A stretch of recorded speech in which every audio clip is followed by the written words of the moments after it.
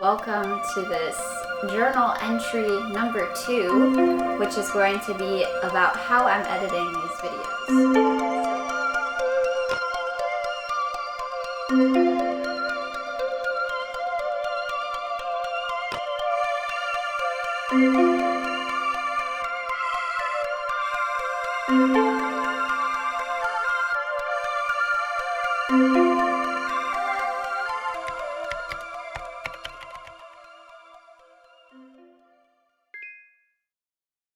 So one of my very favorite things to do, and I think that it makes videos look really unique and personal, is to include images and animations of physical items. And it's actually not super hard to do. So I'm going to show you how I do it in Photoshop because that's the quickest way that I've found to do it, but you can also do this in Photo Room, and I don't think you can do this with the free version, but if you know of an app where you can do this for free, just leave a comment and then I'll put that in the description box as well. But in Photo Room you can batch add photos like this, so if you take a bunch of pictures with your phone, you can upload them all at once, up to 50 images I think, and then remove the background. And then once you've done that, you can just click this button here on export that says make it a video, and then you can just pull that into your videos. So that's a really quick way to get this sort of journal animation or any kind of stop motion type animation that you might want to have with a physical object, and you don't need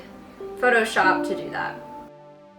But if you do have Photoshop, you'll be able to more precisely crop your object. I like this because since I'm taking pictures of a page turn and I don't want to tie a little thread to the pages, I have to use my hand to do it, and then I'll have to crop my hand out. So I actually think that leaving a hand in could be a cute touch, but since my nails are gross, I'm going to show you how I remove them from the photo. This would work for any other unwanted objects you might have in your photos as well. I still use Photo Room to take the photos and remove the background because it's a lot quicker to do the batch remove than to import each individual one, but you could also do each individual one in Photoshop. Instead of exporting as a video in Photo Room, I just save the photos to my camera roll and then airdrop them to my laptop. I'll drag them all into Photoshop, and Photoshop will have you stop to adjust each layer as it imports, so I try to lay them on top of each other as close to the one before it as possible, and I scale as needed. The layers are going to become the frames of your animations, so try to think of how they will look right next to each other. The more similar the layers following each other are, the smoother your animation will be.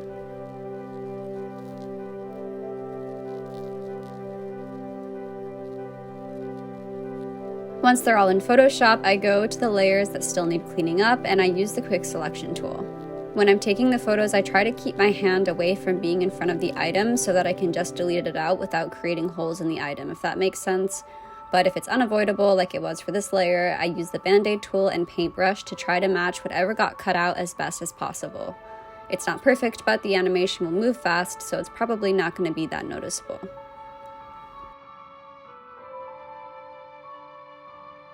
Make sure when you import your PSD file into Premiere that you import as individual layers and select all. And just a tip on naming, because this has caused me pain in the past, if you have layers in Photoshop that are named the same thing, only one of them is going to import. So make sure that you name your layers more carefully than I do. I pull each layer in one after the other and I treat them as frames. But as opposed to animating this in Photoshop, where they're all going to have a set duration, I can make the duration of each frame fit more fluidly with the music instead of them all being the same length. This way, I can also add transitions between frames if I'd like to. So here, I put a dissolve transition between the frames of the open journal pages instead of doing the full page turn. I also have more control in Premiere over the timing of other movements, for example, the paper laptop popping open.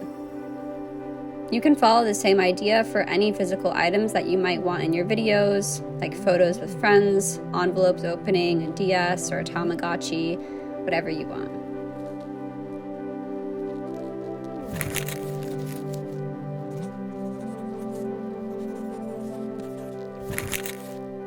If If you search on YouTube, you'll find a lot of great resources of already recorded mixed media elements that are copyright free. If you search for paper rips, you'll find a bunch of green screen videos with paper rips, crumbles, some cool newspaper looking ones. Thank you to everyone that uploads these things. You are saving everyone so much time. Anything like this that has a green screen background, you can download, and then you can pull it into Premiere or After Effects and choose keying under video effects, and I'm using color key. Then you can just select the eyedropper to pick whatever color you want to remove and make refinements. There are more options for refinement in After Effects, but it's pretty great in Premiere too. Most video editors will have tools to remove green screen, and they'll say something like keying. Some free software options are DaVinci Resolve and HitFilm Express. When you do this, make sure that the video you are using says that the footage is free for use, and it's best to include a credit in your description box when repurposing anyone else's material. So the last thing that I'll do is add in text. I've been really liking using this yellow font with the black outline. I feel like it looks like a French film with subtitles, which I think is kind of cute. I also like to use this label maker font because it reminds me of the label maker that my sister had in the early 2000s and would cover everything with. And then I recently downloaded this pack. This pack is awesome. I think it was like 20 or 30 bucks. And you get so much in it. It's ransom notes, so it's like the little cutout magazine letters. Like there's the stickers that they have on TikTok, but this is like a really high quality pack. And included in this pack, you also get some different texture samples that I've been using a lot of. Like I use the tape a lot. I also like to use this one that looks like a typewriter or kind of like computer code. And I love to create the typewriter animation, which I do that in After Effects. So this is a little bit more complicated if you don't have After Effects, but I saw a video where she was able to create a typewriter animation and actually a lot of other cool overlaid animations using Canva.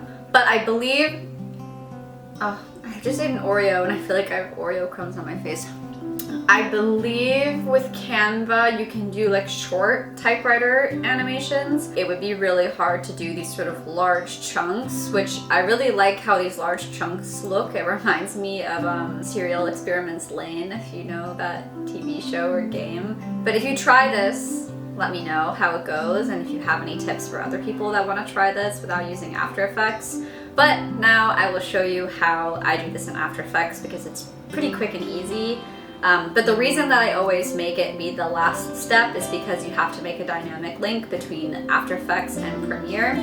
And this is where I've wound up chit-chatting with Adobe support quite often. We've gotten very familiar with each other because something always goes wrong with the dynamic link.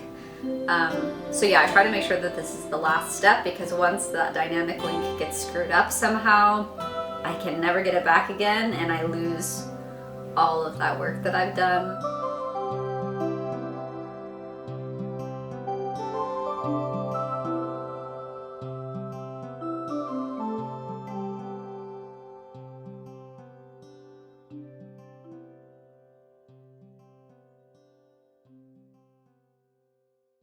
So generally for the typewriter animation, I'll start with writing out the passage for myself and reading it out loud to create the voiceover.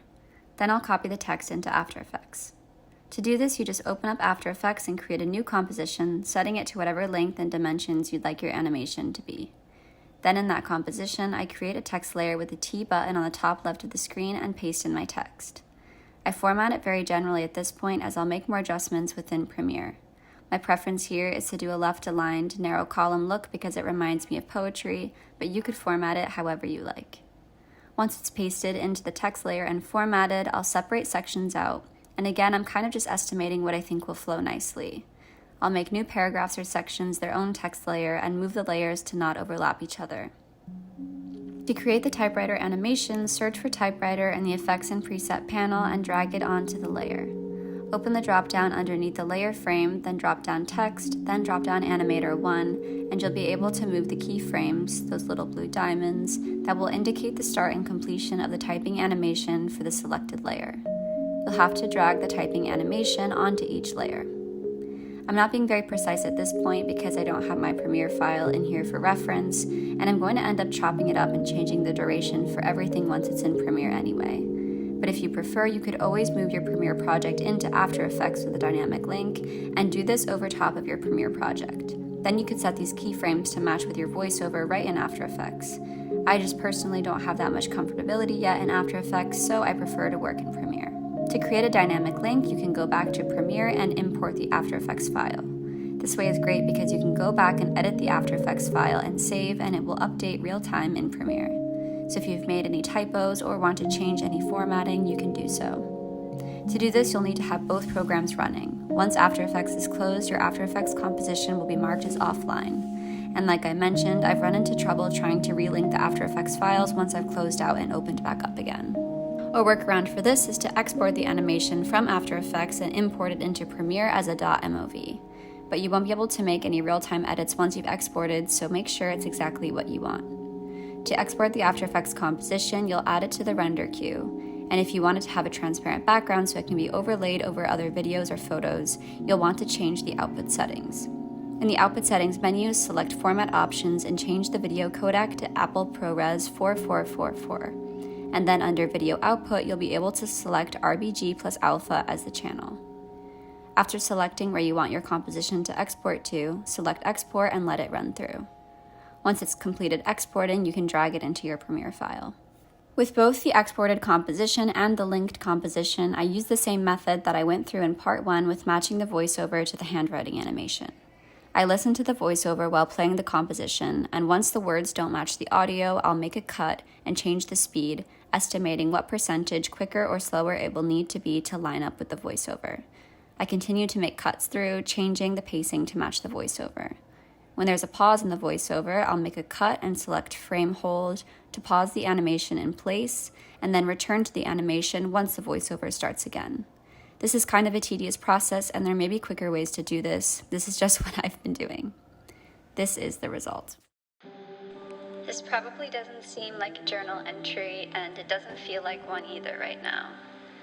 But if the point of having this virtual and physical journal is to immortalize moments and to, I guess, plug my consciousness in, I would say that this has done so.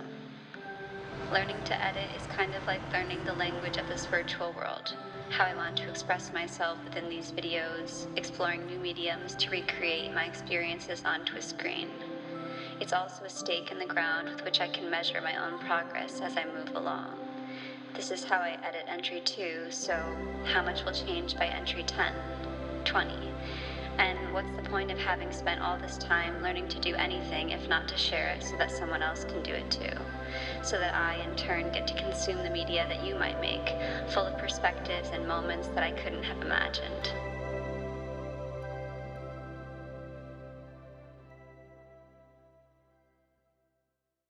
I kind of feel like in another couple of months I'm going to look back at this video and be like, wow, I did that in the most time-consuming way possible, but that's okay. I'll check back in with you and we can sort of figure all this stuff out together. So after I've added that text, I'll watch through the video one whole time before I export just to make sure I like everything. I export the video as an MP4 and upload it to YouTube. I really hope that I covered everything. I'm kind of paranoid that I'm forgetting some massive chunk. I'm gonna look at that TikTok that I made where I asked you all to tell me what you would want to see in an editing video and just make sure that I'm not forgetting something. Also, while I'm pulling up my TikTok, I just want to say how much I appreciate you all. The fact that you've been asking me for an editing tutorial is like crazy to me because I really just don't know what I'm doing. But I find it really flattering and I really am excited to see the videos that you all make with this information. If you could explain how you found your editing style too. I feel like I've only recently really settled into my editing style. I feel like I've tried out a lot of different ones. I take a lot of inspiration from different YouTubers. As soon as you find one that you like, the other ones that are in a similar editing style will start popping up and you can see theirs too. And yeah, I think I've found my I found my editing style through just watching a lot of YouTube. And now I feel like I'm trying to take a little bit more inspiration from TV shows and even like video games for editing styles, but yeah, there's inspiration everywhere. So that's my long answer to that. So that is it. That is my non-comprehensive guide to editing YouTube videos.